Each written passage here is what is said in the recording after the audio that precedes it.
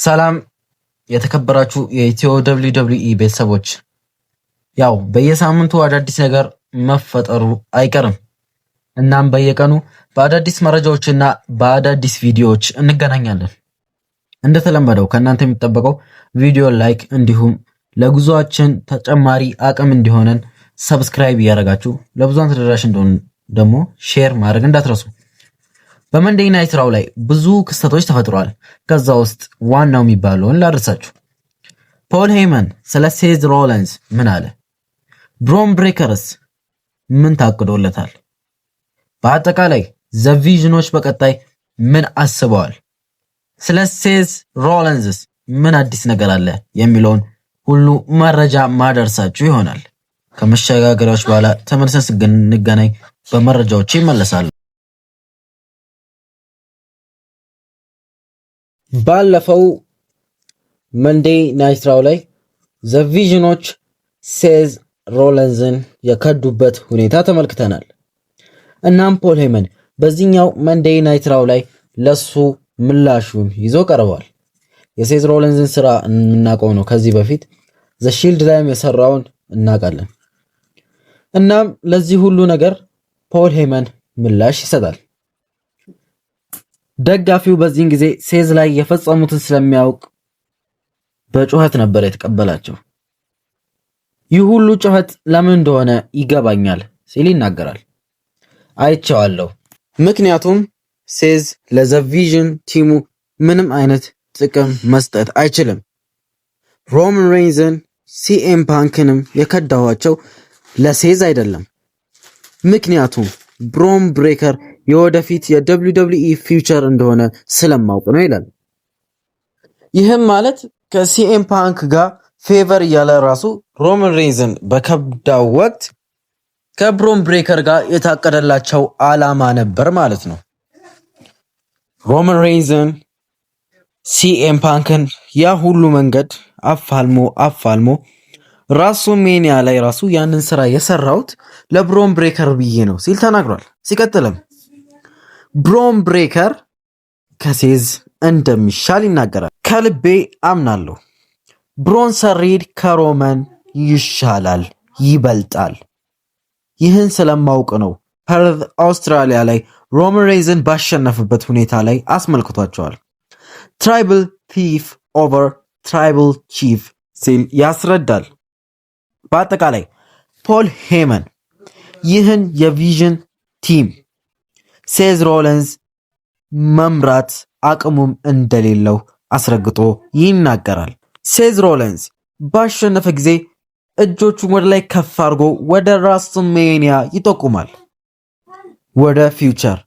ነገር ግን እሱ ይህንን ዘ ቪዥን ወደፊት ማሻገር አይችልም። ስለዚህ ነው ዘ ቪዥኖች ይህንን ያረጉት። በመቀጠልም የዚህን የዘ ቪዥን ቲም መሪ ሆኖ ብሮን ብሬከር ሲቀጥል ያሱ ተከታይ ሆኖ ደግሞ ብሮን ሰሪድ ብቅ ብሏል።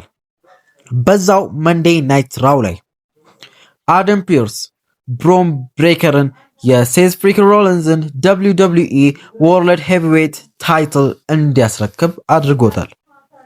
ሴዝ ሮለንስ ይህ የሴዝ ሮለንስ ጉዳይ እድል ይሁን ወይንስ አጋጣሚ በመጨረሻ ምና ይሆናል።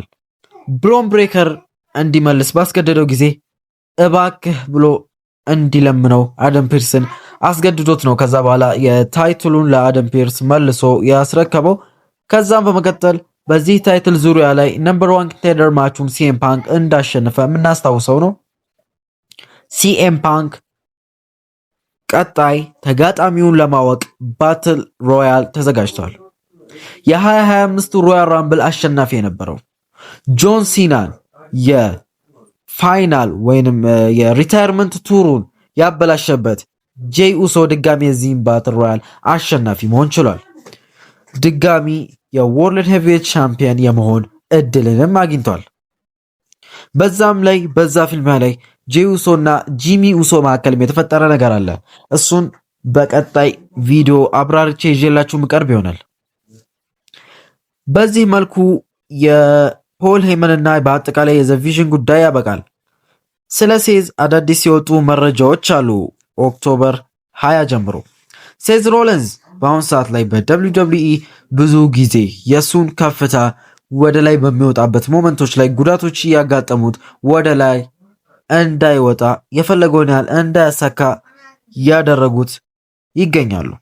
የሴት ፍሪክ ሮለንስ ያህል እንደዚህ የሆነ ተፋላሚ ከዚህ በፊት አጋጥሞኝም አይቼም አላቅም፣ እኔ እንደራሴ ማለት ነው።